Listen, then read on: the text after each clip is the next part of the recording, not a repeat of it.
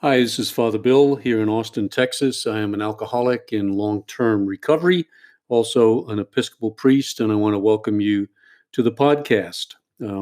Hope you visited our website. It's called Two-Way Prayer, and I got interested in that, I guess, about 28 years ago now, studying the history of AA and finding out that they were doing a form of prayer that had totally eluded me. I was 20 years sober at the time and had never heard about it.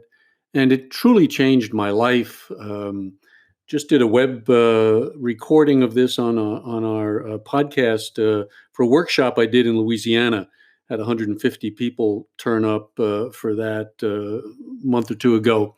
And boy, it's just bringing people alive. And that's what I'm interested in is how do you help people make recovery exciting?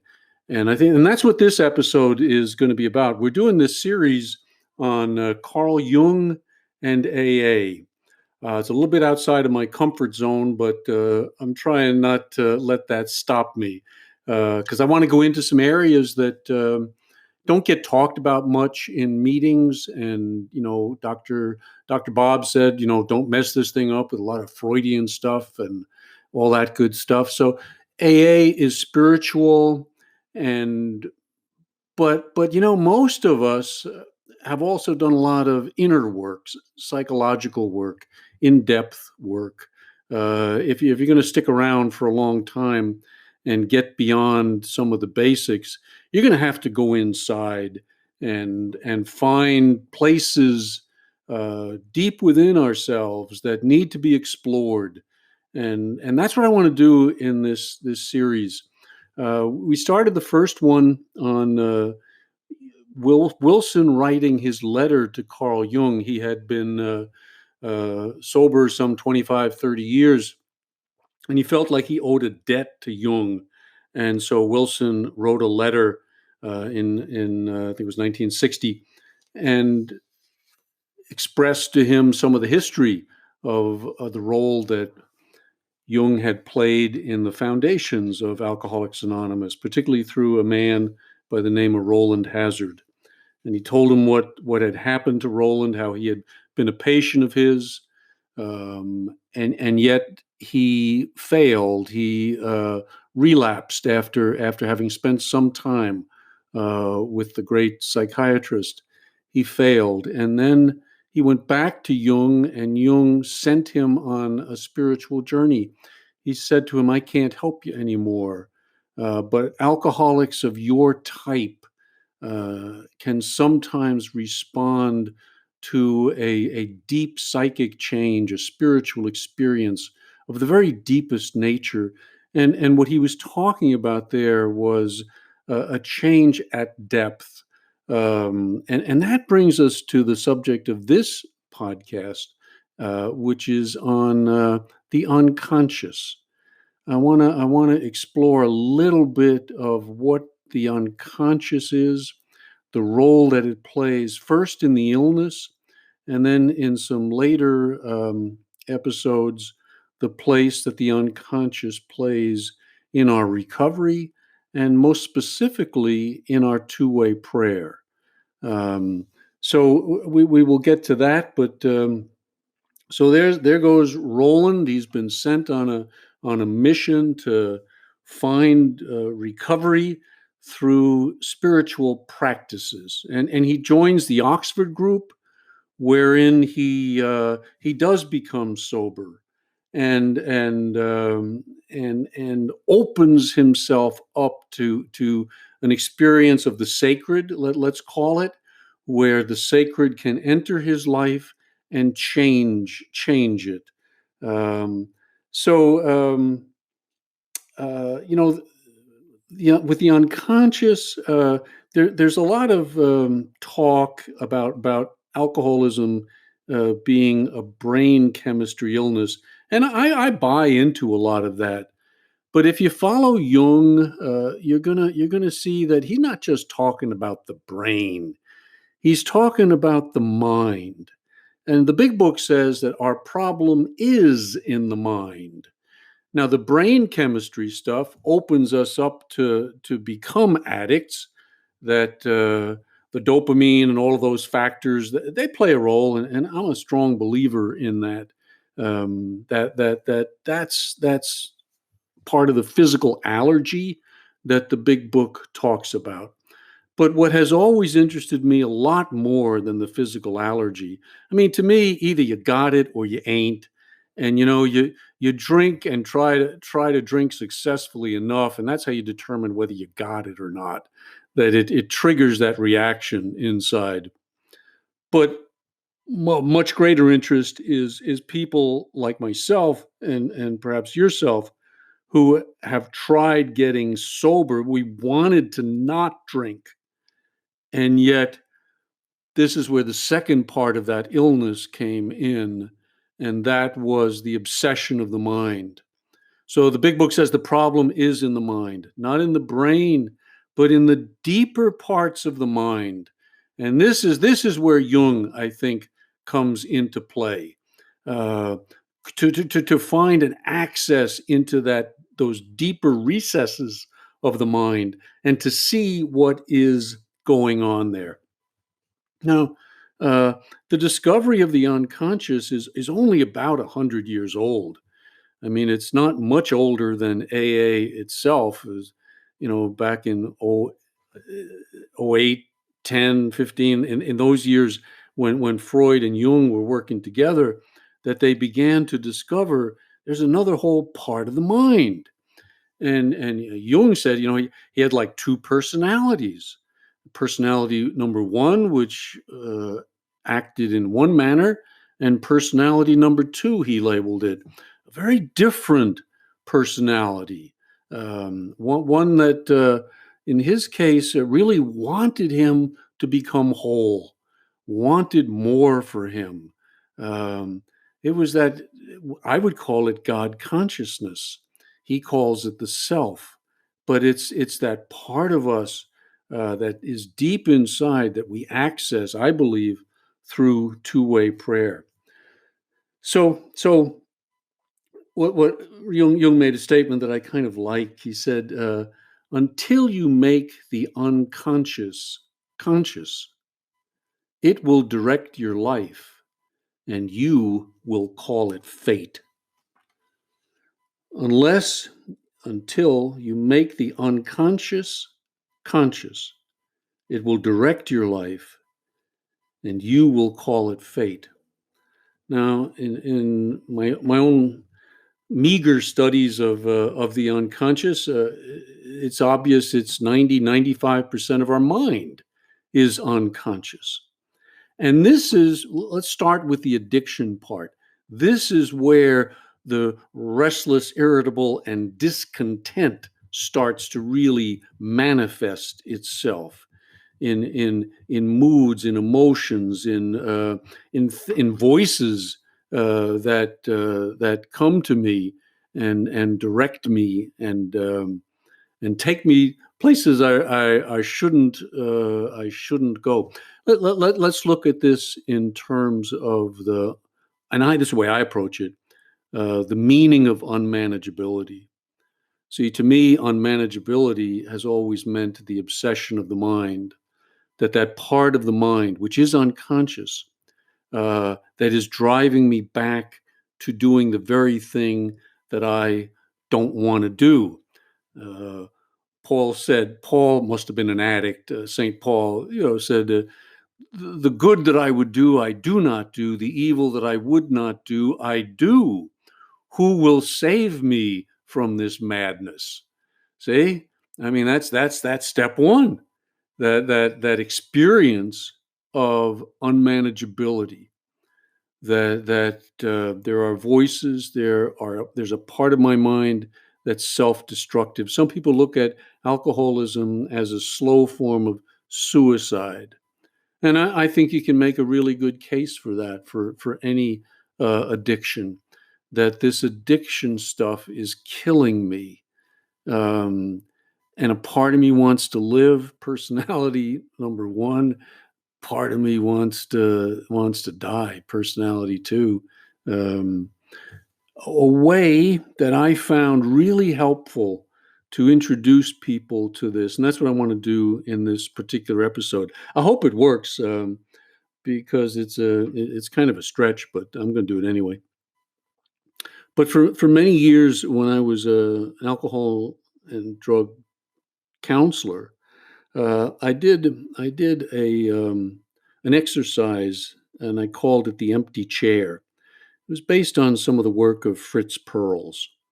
And I kind of added to it over the years as I did it, saw what was successful, what helped people the most, and so what I want to do in this episode is give you an experience of that, and I hope you got a pretty good imagination, because I'm going to call upon you to use that imagination.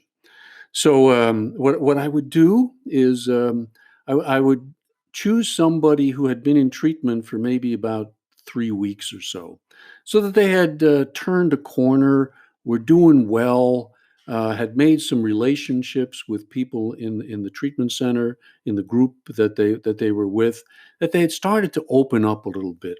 So I'd call a volunteer up, and I would have two chairs in the middle of the room. We'd form a circle around the person, and I would ask. First, I'd ask, "Has he got a good imagination?" And I'd say, "Well, can you imagine seeing an elephant over there on the side of the room? He's purple, and he's got a green umbrella in his hand. Can you imagine that in your mind?" And if he says yes, I say, "Okay, well, then you can do this exercise." And what I want you to imagine is that sitting across from you in that empty chair is your addiction. And and it might be heroin, it might be a syringe, it might be a bottle of Johnny Walker, might be a bottle of Ripple, or a Ballon, whatever the beer might be, whatever the drug of choice was. I want you to imagine that, and I want you to imagine that it's sitting there in front of you as if it were a person. So put a face on it, put a body to it, and have it sitting there, okay, directly across from you. So we're sitting about 10 inches, maybe a foot away from the other chair. And then what I would direct the individual to do is I'd say, "Okay, Joe, uh, I want you to talk to that bottle." Let's say he was an alcoholic. I want you to talk to that bottle, and I want you to tell him three things. First, I want you to tell him what he did to you. Who got hurt? All right? Who got hurt? Um, I apologize. Let me back up one. First, in telling him what he did for you. Yeah, that's the first one. What did he do for you? How'd you make me feel? The good stuff. All right. How when I used you, I was able to do things that I couldn't do, feel things that I couldn't feel before, be somebody that just freed me up. Talk to him like that. So do that first. Second part uh, is what he did to you, who got hurt, who suffered, and I always insisted that they name the people who got hurt. And I would always kind of put my hand on their stomach and say, "Feel it, feel it." All right, feel who got hurt. Um, and then the third part of the exercise was to tell the bottle where he goes in your life. And so and you can kind of do this in your own imagination. What it did for you, the euphoric recall, the man, you just feel the energy, the freedom, the excitement that drug brings into my life. I mean, we light up with our chemicals; they light us up, and that's part of the brain chemistry deal. I believe that part. Hey, um, they light us up. So he talks and tells him, "Hey, you did this for me. You made me feel this. You made me feel that." And I really loved that. You were my friend. You were my buddy. You were always there for me when nobody else was there for me. You were there for me. All right? Let him talk like that for a while.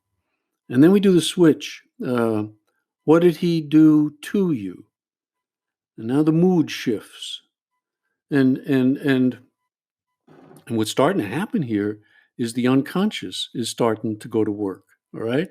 This is an exercise in helping somebody to really get in touch with the unconscious elements that are at work in addiction. Who got hurt? Images come to mind. Some children. And I always say, Joey got hurt. All right. Michael got hurt. Maria got hurt. My mother got hurt. Feel it, feel it, feel it.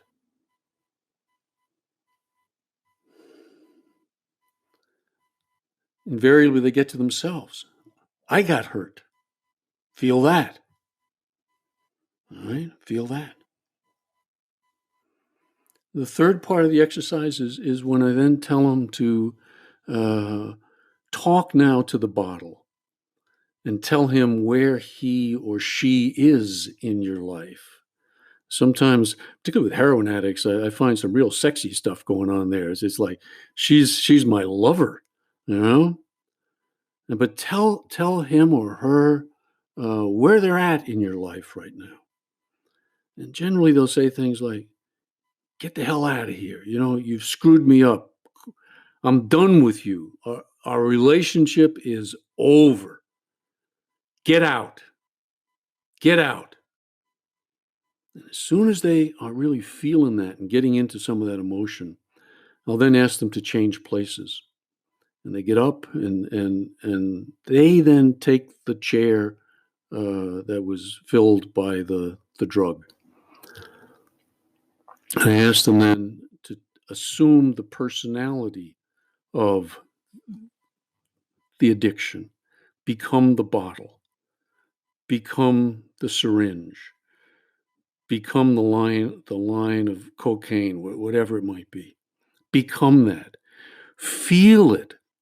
Feel the energy coming in. Feel the power coming in. All right? Joe just told you, get the hell out of my life. You're gone. I'm done with you. What do you say to Joe? You might start with something like bullshit. All right? Something tough. Oftentimes tougher than that. But this is a family program. so they'll scream something at him. And then taking on the personality of the drug, talk back to Joe. Hey, you little nothing. You want to quit me? Hey, you've done this before, haven't you? You've quit me 30 times before. You've been in treatment before. All right? You sound good. But I get you in the end, don't I? I always get you. You always come back to me. Because I'm there. I'm patient. I'm waiting. All right? I'll talk to the bottle and say, when are you going to get Joe? When he's lonely. When he's got about 6 months under his belt. And he thinks he's doing good. And he doesn't need help. He doesn't need help. When he gets some money in his pocket. But he's restless, irritable, discontent, bored. You've always been bored when you're sober. I got some excitement here. Whoa. Joe starts feeling the power. All right?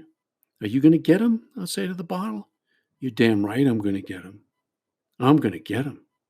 Okay, Joe, switch places again. And Joe gets up, leaves the bottle personality, and goes back and becomes himself. Whoa. And he starts to feel now the depth of where the addiction, the madness, the insanity of alcoholism, drug addiction really resides. It's in him. The addiction is deep within his own mind. And this is the battle that we are engaged in. I give them an opportunity to go back and forth. And we do this 2 or 3 times, you know? Uh, uh, Become the bottle, become Joe, back and forth a couple of times. Uh, and each time, the power of the bottle, the power of the drug becomes more and more obvious. And so many times, uh, Joe will then break down and he's in tears. He's desperate. He's back where Roland was, he's hopeless and he's feeling the hopelessness. And at that point, I ask him, Joe, do you need help? Yes, I need help. Is there anyone in the room who can help you? And I ask him to look around the room, look at the faces of the people he's been in treatment with, or you look at the face of the people you've been in group with, or whomever it is that might be in a position to help you. All right, and then I say, ask them, will you help me? Michael, will you help me? And I make them say the words, because it's really important that they verbalize it. All right? That you're making conscious what is unconscious. See? That's what Jung said to do. Make conscious what is unconscious. So the desperation is now made conscious. Help me. Please help. Will you help me? The guy has a choice. He either gets up or he doesn't. And then what I tell the guy to do who comes up is I want you to just put your hand on Joe in some way. Touch his shoulder. All right? All right? No words. No words. I just want feelings. I just want you to feel yourself giving Joe the help. And I want Joe to feel the help coming through you. And I'll ask them both, can you feel that? Yes. Yes, they can. All right, who else can help you? Jimmy, will you help me? Say the words. Will you help me, Jimmy? Yes. Jimmy comes up, touches him. Get 3 or 4 or 5 other people. Say the words. Have them come up. Feel the feelings. All right? Perhaps there's someone in the family who can help. Your wife, could she help you? Yes, ask her. And have somebody pretend that they're the wife. Come up, put a hand on his shoulder, put a hand on his arm. All right? Feel the feeling. Do you have a sponsor? Yeah, I do. Could you call on him to help you? Chuck, would you help me? Would you be Chuck? Chuck comes up. Someone playing Chuck. Hand on his knee. Body's getting filled up. Not too many more places to touch. You believe in God? Yes, I do. And I say the words, God, would you help me? Say them out loud. God, would you help me? Get somebody to come up from the group and you be God just for a moment. Put your hands on his head. Put your hands on Joe's head. All right? And feel the power going from your hands right through to his head. All right. Can you feel that? Yes. Yes. Okay. All right. Now, I ask the group to step back a little bit. Okay? So that Joe can see the bottle that was so much bigger and so much more powerful than he, to look at it. And then using my hand, I say, Joe, how big is this bottle right now at this moment? How big is it? And I begin to take my hand and put it down, bring it down. So instead of being, 3 feet or 4 feet off the chair, it's now 2 feet, 1 foot. You tell me when to stop. What's the size of that bottle right now? And damned if it doesn't get down to 2, 3, 4 inches tall. And then I ask him, what chance does this bottle have of getting to you right now? Because 5 minutes ago, it had you by the ass. You know, it was so much more powerful than you are. All right. But right now, what chance does it have of getting to you? And invariably they say none, none. And people in the group are often crying. Uh, People are thinking of themselves, their own addictions, how they're sitting in that chair too, and and tremendously moving experience. All right, using what? Using imagination, going where? Going deep inside. This is what we call inner work. Going down to the depths, getting beyond the surface of the mind. Uh, that iceberg is 95% underwater. Okay, that little part that's showing is only 5%. The power is in that 95% that's underneath. That's what you got to experience, and that's where the addiction really lies. That's the part of the mind that really needs to be healed. So recovery is making conscious what has been unconscious. And for me, it really started in the negative of oh my God, this alcohol has such a hold on me. It has me. It has me. It's more powerful than I am. I need help. I need help. And that brings about what? Surrender at a very deep level. Ego deflation at depth is what they call it. Ego deflation. The puffed up ego that thinks it against the bottle has a chance. Doesn't have a chance. Not if you're a real alcoholic.